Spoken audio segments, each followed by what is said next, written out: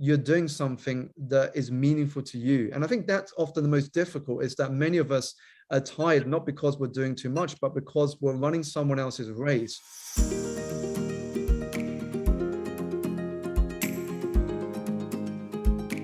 So today's guest, as I said before, previous student of the Coaching Academy, Simon Alexander Ong. And Simon's a personal development entrepreneur, a coach, a public speaker, and his clients come from all walks of life.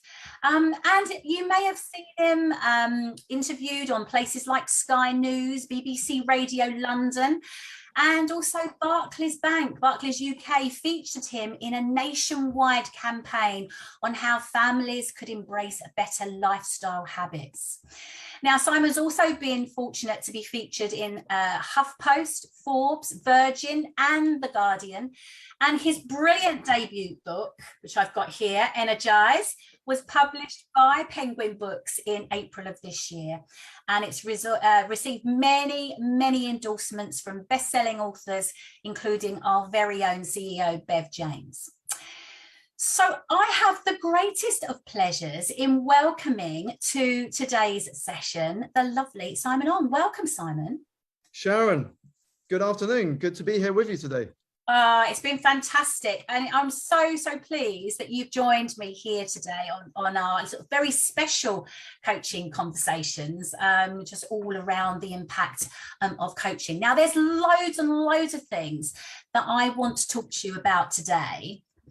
But there are also lots of people with us today that are on various parts of their journey. Some will already be coaches, some will be thinking about becoming a coach, some will be students here at the Coaching Academy. So you trained to be a coach with us here at the Coaching Academy some time ago. So let's start at the very, very beginning. And let's start with, what brought you to train or want to train to be a coach? It's interesting because it gets me to reflect on the beginnings of that journey, Sharon. And I think it starts around 2011, 2012. And I remember saying to my now wife that I wanted to explore doing something outside of the corporate world. I was very much disillusioned by working in the financial industry, especially following the crisis. Which made me question, what was success for me? What sort of impact did I want to have in the world? And I realized that as long as I was working for someone in an unfulfilling career, much of my destiny was out of my hands. And coaching was one of the things I shared with my wife, because I'd always been that person that people would come to when they had challenges or they had, big life decisions to make. But I never believed that I could actually make an income from being a coach. Yeah. And then one day my wife was scrolling through her social media, and thanks to your social team, Sharon, came across this 2-day workshop. And my wife said, Simon, why don't you go and have a look at this workshop? It's free to check out. And, you just have to go for the weekend and see what it's all about. So I went in with an open mind, not really knowing what would happen after these 2 days. And by the time I came out on that Sunday afternoon, I was like, I want to look into this. I want to sign myself up to learn more about coaching and the skill of coaching. And so that's really where it began. I then signed myself up for both the personal performance and the NLP diploma. And then by 2013, I had completed both. And that was me now thinking, well, how can I take this qualification and start to move myself from being an employee to an entrepreneur who could take this skill and impact the lives of others? So that's really where it all began, Sharon. Wonderful. And it's such a different career choice to where you actually started. And when we were chatting before, you said that, some people sort of said to you, wow, sort of like, it's so different. Why did you choose it? So tell us a little bit more about that then, sort of how's your life changed since qualifying? It's changed drastically. I mean, if you just look at my social media profiles about the work I get to do now, it is incredible. But I'm not going to lie, anybody who's been through this journey knows it is challenging. The people I was spending time around, including my family at the time, they would all be saying to me, Simon, why are you giving up a well-paid job that gives you a pension, that gives you perks, gives you a decent bonus? It's one of the most well-paid industries in the world to then go into an industry where you're not guaranteed you're going to get paid every month. And you don't know the visibility of this is going to work out or not. And so I had a lot of that influence around me when I first started, because I didn't really have many business people around me. So it was a process of really, I guess, curating a new environment that would be aligned to who and where I wanted to be. In fact, I joke now, and my family finds the humor in it, but when I started to transition out of employment and into becoming a coach full time, I didn't tell my dad and his partner that I was doing that, because they were at the time living abroad. And so I remember my dad was calling me and he was saying to me, Simon, how is the job going? And I would just say to him, because at this point I moved to part-time, then I slowly moved out of the industry. I just said to him, it's going okay. I'm still working for that promotion. We'll see how it goes. But, same old, nothing's really changed. And so I would always use that line to buy me time to focus on building this coaching practice. And I think the moment that I knew he had accepted the new career I was on, when he was starting to share on his social networks my videos and images of the work that I was doing. And when I saw that happen, I was like, I think he now gets it. I think he now appreciates that I'm doing a very different career, but something that makes me feel alive. And so it was a process from moving away from an environment in which people would doubt you, they would question your decision, to now accepting that you're doing something that is meaningful to you. And I think that's often the most difficult, is that many of us are tired, not because we're doing too much, but because we're running someone else's race and we haven't paused to understand what success means to us. Yeah. And that is a very personal question. And so when I started to explore that myself, of course, nobody would understand what I was doing apart from me, because you know yourself best. And so it was really a journey of self-discovery as well. It's so powerful, isn't it? Because, I've just got a little bit sort of shivery when you're saying that, because it is a personal journey and it's so different for each of us. And we're like layers, aren't we? As a coach, I know from sort of following your journey, Simon, and from what you're saying, we go through discovering ourselves and starting to become more authentic in ourselves and, comfortable in who we are. And it's interesting what you were saying about that journey. Do you think that perhaps people sort of question our decision in becoming a coach because the growth and discovery of ourselves is perhaps more of a challenge to them than it is to us? I think for me, when I look at my personal experience, Sharon, I think it was more, but the feeling I get, it was more because it was unknown to a lot of people around me. Typically when, at the time I was making the transition, I mean, nowadays it's very different because we all now know about the impact coaching can have, and it's a lot more mainstream than it was, I think, when I started to think about it. At the time, the perception of coaching was, you would go into that if either you were going into the sports arena and you were going to coach athletes or teams, or you were coaching those at the upper echelons of corporate management. And so I can empathize a little bit with why my family and friends were questioning, because on the one hand, they would say to me, Simon, you don't have any background in sports management, and you haven't got to the level of a C-level executive. So how can you really work with these individuals? But they forget that coaching is a skill that can be applied to anyone. And that's a lot of the things that I learned when I was with the Coaching Academy. And so it was really trying to help people understand that coaching is a skill that we can all embrace. And I think now when you look at studies and books and literature, you see that the greatest leaders in any field are also the greatest coaches. And coaching is an ability that we all can use in our everyday lives. Fantastic. And you certainly do walk your talk, Simon. I think in 2019, you won the prestigious award, Life Coach of the Year at the International Coaching Awards. How was that moment when you heard your name being announced as our winner back in 2019 and you received your award from Bev James? Because I remember walking up the stairs of the hotel that evening with you and your wife, way before we even knew that you were going to win. But how was that actual moment for you? It was surreal, Sharon. I think, especially like you said, especially when you don't know if you're going to win an award, because you don't know until the name is read out once the envelope is open. It was a surreal moment. I had sort of butterflies going through my stomach. I sort of had the incredible sort of feelings going through me, and I just had to whisper a quick thank you to my wife before I went up on stage, simply because she was the catalyst for this journey. If it wasn't for her pointing out that there was this 2-day event going on in London, I may not have been in that room stepping up to receive the award there.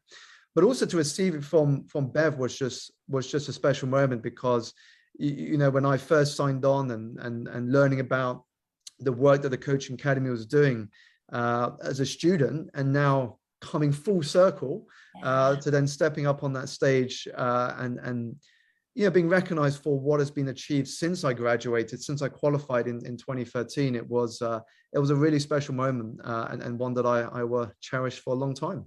Oh, fantastic. It was a really fantastic moment, and and well deserved, I have to say, well deserved. Now, since then, I'm sure you've had lots of other podium moments and lots of other sort of big events sort of going on, and we'll come to your book in a moment. But other than that, what would you say is maybe the most important thing that you've learned about yourself in your coaching journey? And then perhaps you can sort of share maybe another podium moment that you've had since that event in 2019. Sure. So if I look back from that moment to now, and that's been nearly, since I qualified was in 2013, so that's been nearly 10 years as a journey. Since I got the award, that's been 3-4 years since that point now. But if I look at the journey as a whole, I think one of the greatest lessons I've learned about myself when it comes to coaching is that in order to be a successful coach, we've got to fall in love with the process of business development as much as the coaching itself. And that's something I learned very quickly, because we have signed up to get qualified as a coach because we enjoy coaching. We want to make an impact on other people's lives. The problem is, if we only focus on the coaching as a skill, then we've got coaching as a hobby. We only have that as a hobby, as a tool that we can use in our everyday lives. But if we want to build a business around it, we've got to enjoy, or at least find a way to make the business development side fun. And so that's what I started to do. Is I spent some time mastering coaching as a skill, but I also spent a lot of time finding the fun in the business development side. And what I learned about myself is that I'm a very visually creative person. And I love the creativity when it comes to building a business, when it comes to marketing what I'm doing. I was sharing in another conversation recently when somebody asked me what was the most exciting part about my book launch. And I said it was the marketing, because for me, I like to deliver experiences to people, and coaching is a part of that. When we coach someone, we're giving people an experience of coaching. Now, for me, it's the same when it came to launching a book. I didn't want people just to walk into a bookshop and pick up a book and put it in their trolley and go out, as most of us would do, or most authors would do when they publish their book. I wanted to give people an experience. And so that's where the creativity kicked in. I was like, well, in my network, I've got somebody who is a bartender, the world's best bar, the Connaught. Well, why don't we partner? And he can design a signature cocktail inspired by the book. And then I'm like, okay, I got a friend who works in film. Well, why don't we create a book trailer, just like you have a film trailer in the cinema before the film comes out. And then later this month, I've partnered with somebody who works in the crypto universe to put together one of the world's first book launches in the metaverse. And you might be able to see my background at the top of one of my covers. I've just received an Oculus, which is this VR headset where you can put on your head and you can jump into this virtual reality world. And so that's what I've learned a lot about myself, is I really enjoy the creative side of building a business.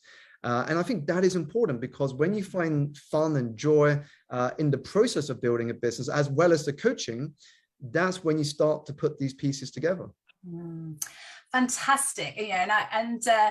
I can really sort of hear the excitement and the energy there, Simon. And but you're absolutely right. And there's a couple of things that jump out to me actually from what you were saying there. And I think the main theme that comes through, apart from your sort of passion for creativity and fun, is the importance of our networks. And I think, so many really good coaches underutilize the importance of their networks. And all of that, you've poured that all in to really support the launch of your book, and no doubt in other areas of your business anyway, in a really inspiring and different way. And I do believe that's what separates the ordinary from the extraordinary.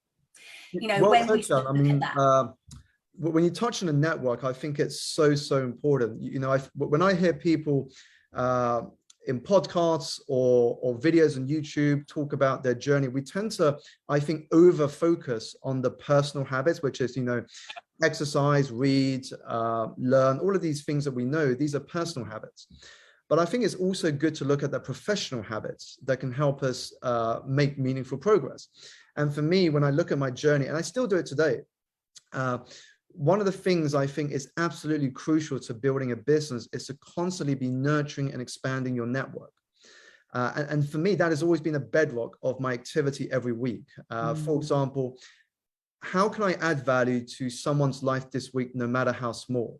So every week, how are you actually adding value to people's life? And keep in mind, it doesn't just have to be coaching. It can be if you have a conversation with someone and someone shares their problems, or there's a challenge and you come across an article, you come across a piece of music, you come across something that can be useful for them, drop it in the message you have with them, send them a voice note, send them a link to something. This stuff doesn't cost us anything, but what it tells someone is that you care. And that keeps you top of the radar when they think about the impact that you're having. So first of all, is asking myself, how can I add value into someone's life each week, no matter how small? And the second is, how can I start expanding? And this is the key part, diversifying my network. I look at my journey and I realize one of the ways that has helped me to think creative, Sharon, is by not having a normal network. So here's what I mean by not having a normal network. A lot of people, when they go into a new industry, they spend the majority of their time with people in that industry. So for example, if I wanted to break into coaching, I didn't want to deliberately spend all of my network capital on just coaches and speakers. Now, I have friends, of course, who are coaches and speakers, but I wanted to deliberately bias it to people from different industries. So I would include people, like I mentioned earlier, a bartender, a musician, a food entrepreneur, a chef, someone in the medical field, somebody in the film industry, somebody on television, somebody who is a nomadic traveler. And the reason I did that was because I knew that the more diversified my network became, the more creative I could become. Yeah. I learned the reason for having a diversified network from my financial days. When I was working in finance, I spent all of my long hours around people in finance. When I finished work, I would go drinking with people in finance. And when I had time to rest on the weekends, I was catching up with people in finance. And I realized, well, that's going to be very limited for my thinking, because I've already set a bar for my creative thinking by simply just hanging around with the same people. And so as I started to diversify my network, not only did opportunities start to open, but then lots of ideas for partnerships came to me, creativity, and ways to just think different. I think that's so true, and we do definitely underestimate, the value that other people can bring. Because at the end of the day, relationships are the heart of everything, aren't they? They are in the heart of everything. Totally. I mean, here's a really powerful practical example. So I've been asked by a lot of people that I know in the coaching world, Simon, I saw your book and you got an endorsement from Simon Sinek and Marie Forleo and some of these incredible names. And how did you get those endorsements? And I told him it wasn't like I just reached out and said, can you give me an endorsement? Because that would never work, because they receive a lot of emails. And for me, it probably started a number of years back. So with the Marie Forleo blurb, as an example, I went to her book launch and I couldn't get to speak to her once the event finished, because as you know, Marie Forleo is well followed and she had a long queue of people line up to get the book signed. So instead, I just started to connect with the people on the front few rows of that event. And I was drawn in particular to someone who had a bit of crazy hair, very loud sort of dress sense, and appeared to be a big Marie fan. And so I started to connect with this individual. And very quickly, I found out that he was Marie's hairstylist. And so we struck up a friendship. I sent him a list of restaurants and bars that he should check out while he was in London. And we followed each other on Instagram. And in the years that followed, we sort of kept in touch. I sort of championed his success. He championed my success. And then 2 days before, Penguin came back to me to say, we need to finalize the endorsements. And at the moment, we don't have anything back from these individuals. And so I said, well, why not? I'm going to drop Greg a message. And I dropped Greg a message just to say, hey, Greg, if it's okay with you, and totally fine if not, would it be okay to nudge Marie's team to see if they would be okay to provide a blurb? And he did. And he sent me a message literally 2 days later saying, Marie should be sending an email to your publishers very shortly. I nudged, I reminded her, and I said, you've got to do this before this date so Simon can get your blurb into the book. And so that relationship was crucial to get the endorsement, because I had to think of a different route in order to get on her radar. Fantastic. And it really does sort of show that, as I say, the power of connections and relationships. And as you mentioned so powerfully right at the beginning, how we just, we connect with people not necessarily to get something back. It's about what you can add and contribute to them. And I think we live in this world where there's so much noise out there that really to stand head and shoulders above everything else that's going on. It's about showing where you can really add value and impact, and just make that connection that, leave somebody with that sort of feel good factor, like, oh, that was nice. Alexander remembered, Simon remembered this, or Alexander remembered that, or Sharon remembered this. That's what people remember, how you cause them to feel, that being authentic. And that's really, I mean, when we go to business school, we get taught about USP being unique selling point. I think when we're running a coaching business, I think it comes more down to USP being unique serving point. So how are we serving people so well that either they end up working with us, or they never forget it, that they end up sharing that experience with someone else. And again, I love my practical examples to show you how I apply this in daily life. So here's another one. I met a prospective client who comes from the music industry. So he's a music executive. He helps host events with the likes of Ed Sheeran or Coldplay or Rag and Bone Man, these sort of well-known pop acts. And he was flying to New York to help expand his business internationally. And when we met at my office in London, he was telling me how stressed he was. I mean, he was about to have his third child, and this business was taking off. But now, obviously, once your business takes off, you need to hire more people, and the dynamic changes very quickly. And so hearing everything he told me, for me, that is amazing, because we have to acknowledge what they're telling us. That is data. That is real-time data that we can use in our way of having an impact and serving. So that when he went to New York, while he was on that plane, I put together a Spotify playlist. I shared the link with him so that when he landed and arrived in his hotel, I simply said in the WhatsApp message, when you have a moment, give this playlist a listen and simply let me know what you notice. And I knew that would work for him, because he's in the music industry. So he loves listening to things rather than seeing or reading things. And so when he checked in, he listened to my playlist and he wrote in the message, Simon, that was a beautiful piece of music that you put together here. I'm looking over the skyline here in New York, and it's just soothed my mind, it's calmed me, and it's opened my mind to inspiration. And then his final line was, when do we start working together?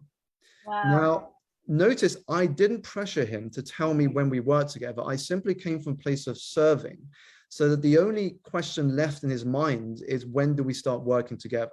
Because if the impact we have is from a place of authenticity, of a place of like, I really care, I really believe that we can do something together, then, well, the rest takes care of itself. They can feel that. It's why I think when you look at any business or trend in the world, excellent customer service never goes out of fashion. Things will come and go, but excellent customer service will never go out of fashion. Yeah, totally agree with you 100%.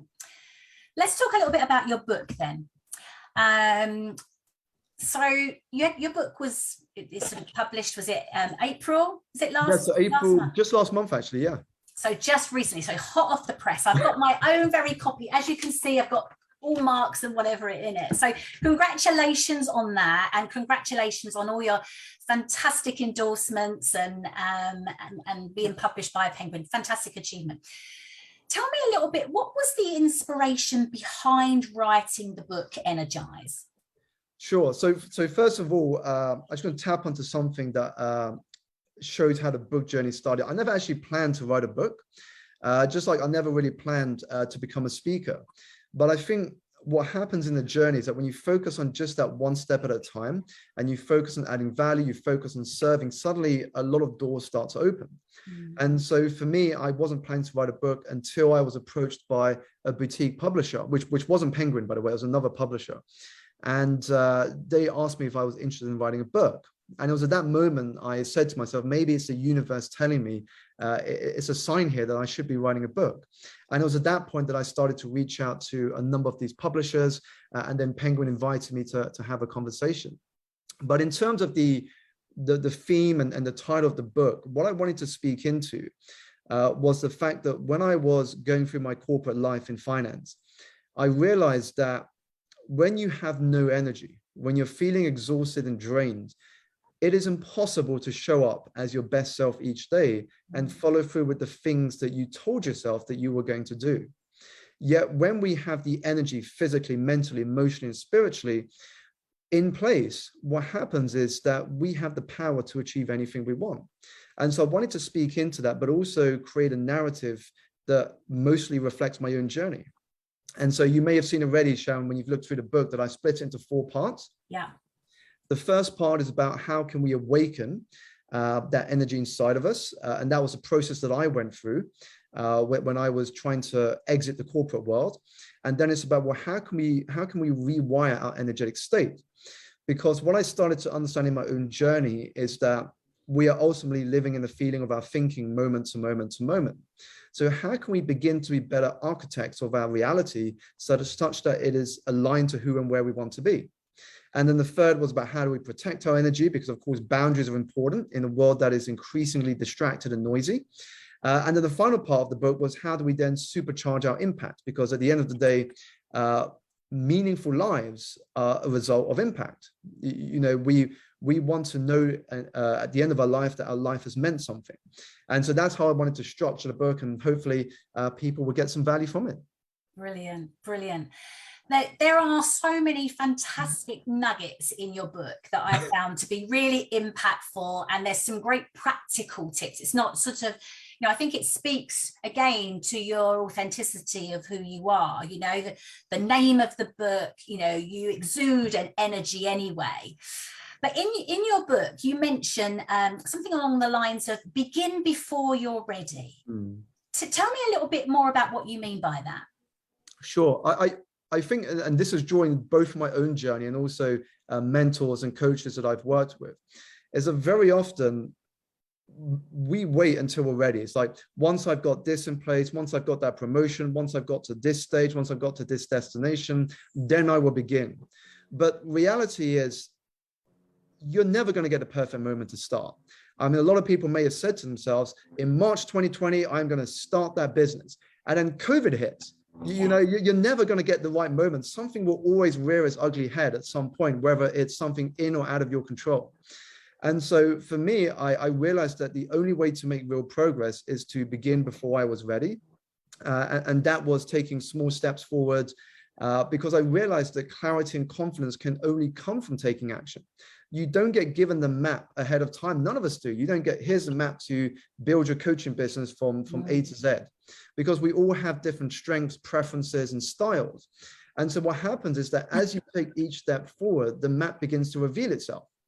And that's what happened for me. You know, I took one step at a time, and then suddenly the map started to open up. And where I think people get overwhelmed and why they don't begin before they're ready is that they're thinking too many steps ahead. They're thinking, well, what if this leads here or it doesn't lead there? What if this doesn't work out? But the thing is, all that thinking can actually be channeled into taking that first step. And that's all we need to know. What is that next step? Take it. And then what's the next step? Take it again. But don't think 10, 20, 30 steps ahead, because none of us can predict where that's going to lead. And so that's really helped me. And when I look at the growth of the business and how I've been adapting, it's literally been embracing that eternal student mindset. I'm beginning a lot of things right now before I'm ready. I'm doing this book launch in the metaverse. I don't even know if it's going to work out. I've never done anything in the metaverse or virtual reality before. I'm having to actually get someone to guide me on this Oculus thing, how it works. But at the same time, I'm excited because I'm beginning before I'm ready. And I'm inviting people to join me in the metaverse. And I don't know if there's going to be any like tech issues or things that's going to go wrong. But what I do know for sure is that whatever happens, I'm going to learn a hell of a lot from it. And that's what this game is about, is the faster we do things before we're ready, the quicker we're going to make progress, because the insight and feedback you're going to get is going to be much more useful than simply just sitting, waiting and reading from a book or watching a YouTube video. Because once you start taking those steps forward, that tells you what works for you and what doesn't. And it's so true, isn't it? I think there's another saying that says something along the lines of, you don't have to be good to get started, but you have to get started to be good, or something like that, and it's sort of along the lines of what you're saying, really. The book talks a lot about energy, and you've already sort of mentioned about the 4 parts. So I really like the way the book is structured and the way that it goes through. And one of the things that you talk about is how your energy levels determine your state, who you attract into your life, and how you can do what you do. Can you expand on that a little bit and how that sort of plays out? Yeah, sure. So a simple analogy that explains how this works in practice is that imagine that you're attending a networking event, and there's 2 people that are approaching you, and you're deciding which person to introduce yourself to. Now, imagine one of them has his or her shoulders down, a little bit unsure of his or herself, whereas the other person is fairly self-confident, is smiling, very welcoming, very warm. Who are you more likely to introduce yourself to first? Now, more often than not, it's going to be the second person. Yet none of these individuals have spoken a word yet. So what's happening here is that there is a certain energy being sent out from these people that approach you. And the energy of positivity attracts you to want to start a conversation with that person. And that is why in the introduction of the book, the way I talk about energy is that it is this universal language, if you will, that has no words, yet you and I can feel it. You and I know what it speaks to us, yet we can't articulate it when we have to describe it to someone. And that's why for me, it is powerful, because when you are in a position in which you feel energized, I mean, just think of the moment when you finish an intense workout in the gym, or you finished a long run outside. You're feeling in a very different state to if you've had little sleep and no exercise. Now, what you feel is possible from that state is infinitely different than if you didn't do those activities. And so when you face challenges, you will approach and tackle them in very different ways. And that's why understanding the role that our energy plays can have a dramatic effect on our productivity. Another sort of concept I share in the book is when we think about productivity, a lot of us default to time management. I've got to be a better time manager in order to be productive. Time management is important, but if we exclusively focus just on time management and forget energy management, we are assuming that our energy is uniform throughout the whole day. And you and I know that isn't the case. So if you start to plan out your day and say, 4 o'clock in the afternoon, I'm going to go to the gym, and then 6 o'clock, I'm going to start that important project, I guarantee that for the majority of us, we won't follow through with that. Because mid-afternoon, what happens? Our energy tends to slump.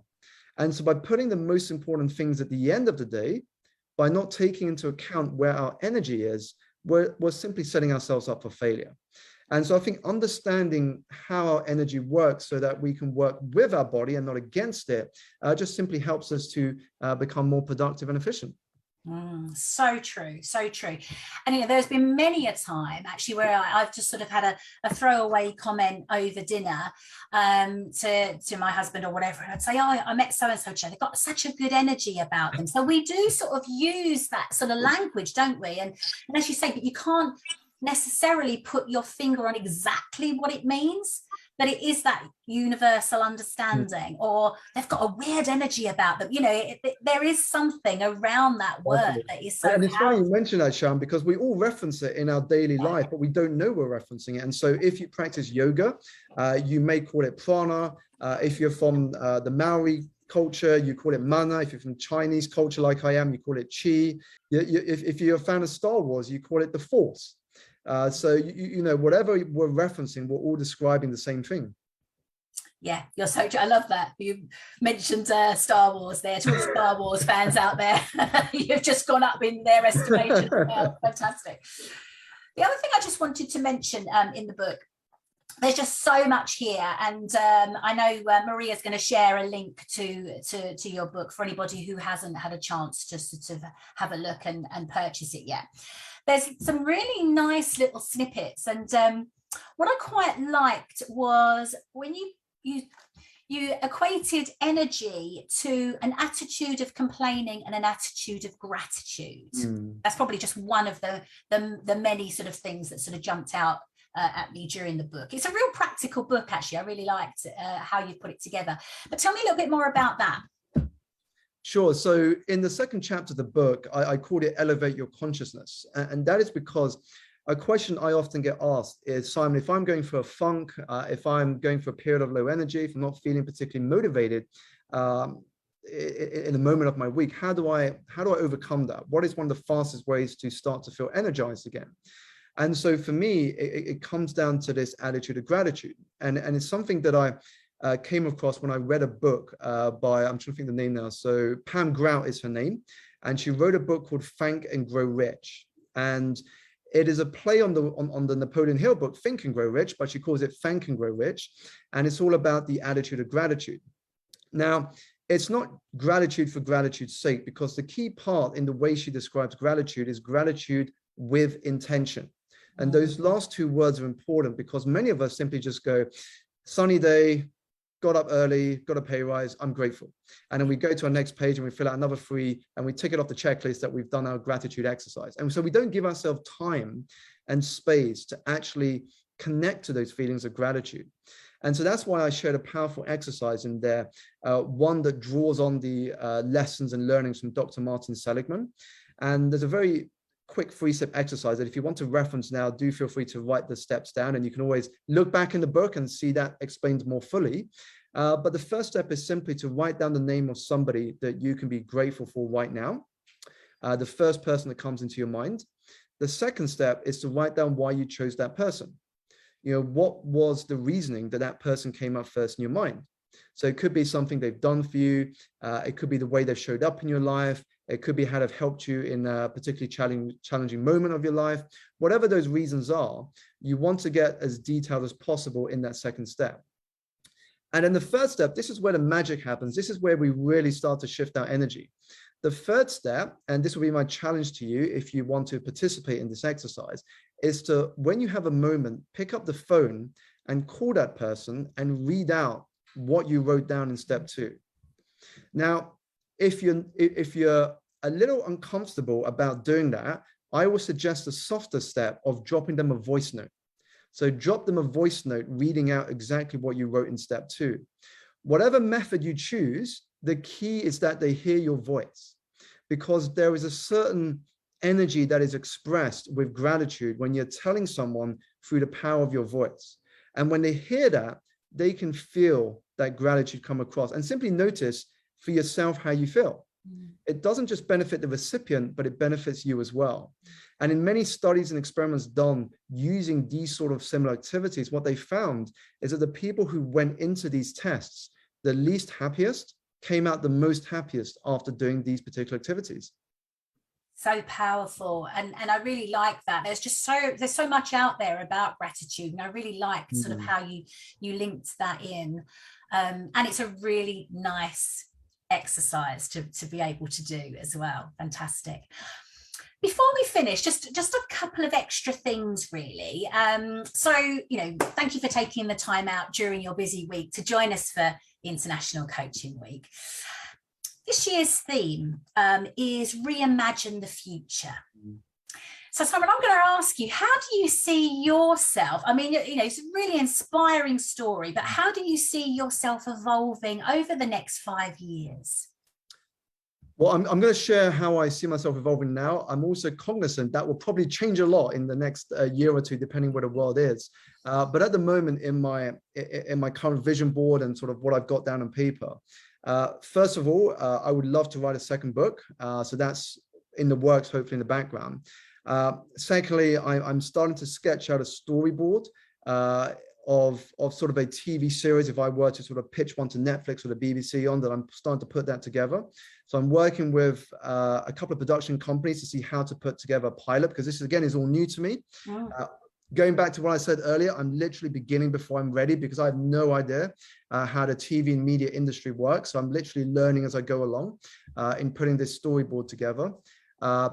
The metaverse is something I want to try out a little more, because I think it's really cool. I've got some coaching clients that will be up for giving it an experiment. So just to give an example, if somebody is feeling they need some calm in their life, they're going for a particularly busy week, then we could do a coaching session on a beach next to the ocean with palm trees in the virtual world, with the sounds of the birds and the animals around us, and it will literally be immersing themselves in a completely different environment. So I'm going to explore a little bit more about that. And then to take a lot of what I'm doing internationally. So one of the positives from the book coming out is I've just signed representation in Dubai in India. So I've got my first speaking conference in Dubai later this year. And hopefully that will pick up in the region. And let's see where it goes from there, Sharon. Fantastic, really inspiring. I really look forward to watching your success. And the metaverse was something I had never come across until I started following you, Simon. So thank you. Now, although this is a special edition of Coaching Conversations, in my monthly coaching conversations, I always ask all of my guests to give one practical tip for coaches or aspiring coaches that they can take away and use for themselves, or maybe use with their clients. So not to put you on the spot, but I'm going to ask you the same thing. What tip can you share with us today? If I can share just one tip, and I'm also aware that we've got people at different points in their journey, but I'm going to err to the side of people just starting, because I know that most people that go to Coach Academy are just starting in their coaching journey. So my one tip would be, when somebody asks you, which I almost guarantee they will, when you meet someone new, when somebody asks you, what do you do? My practical tip / challenge is not to say you're a coach. Do not say you're a coach. And here is why. I'll give you an example of how this works. It's a psychology fact that when we introduce ourselves with a title, people make a judgment immediately. So imagine we reverse the question. You were to ask me, Simon, what do you do?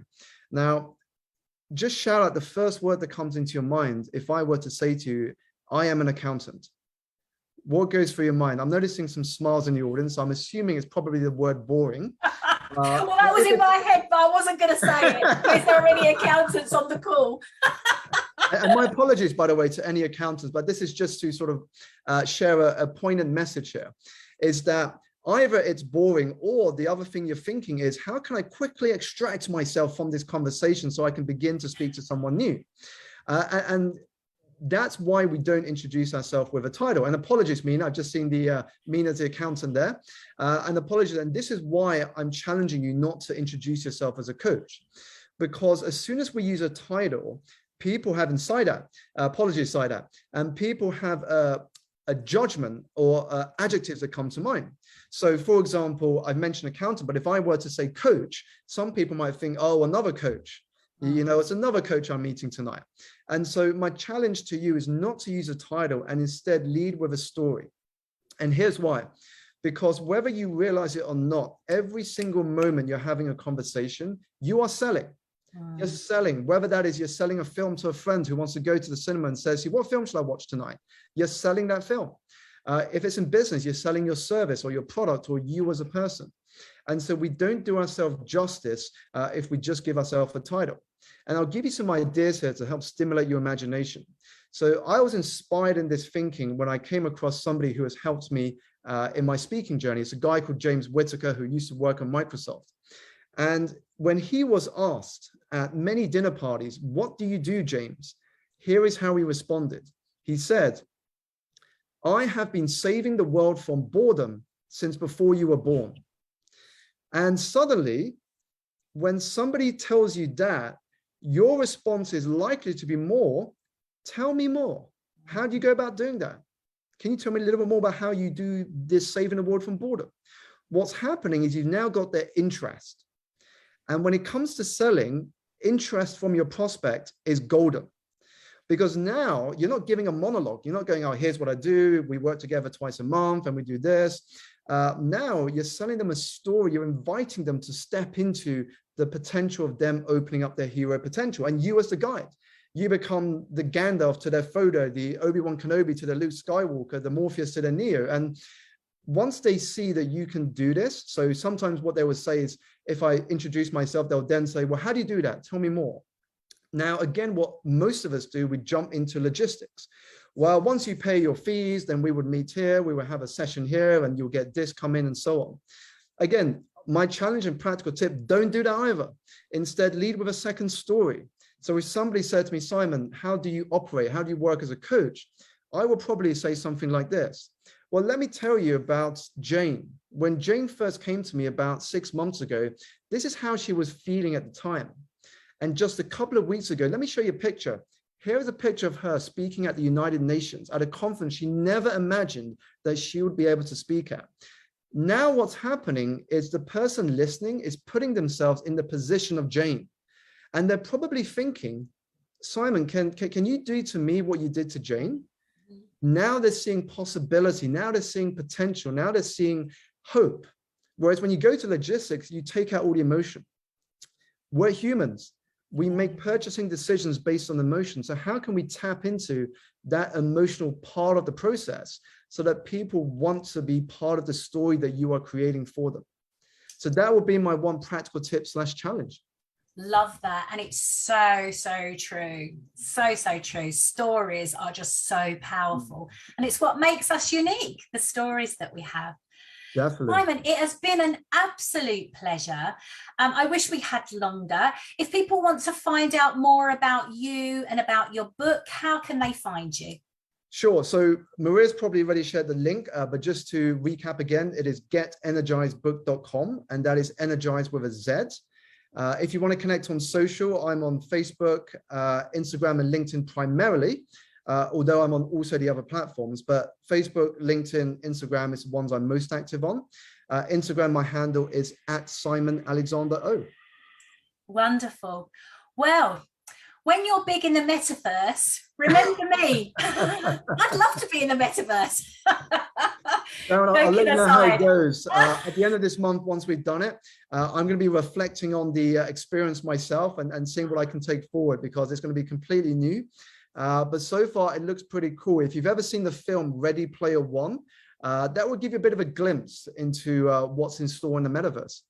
Incredible. It has been an absolute pleasure. I know that I can see the chat box going mad. You've shared so much. It's been really inspiring. For me, it's been amazing watching your growth and your transformation, and it's just been a pleasure to be able to share that with others. And I'm sure you've inspired many others to get started before they're ready. I think that's really important, and take that positive energy into the rest of the week. Thanks very much for watching. Hoping you found the content today really useful. Look out for more tools, resources, videos from the Coaching Academy, and enjoy. See you soon.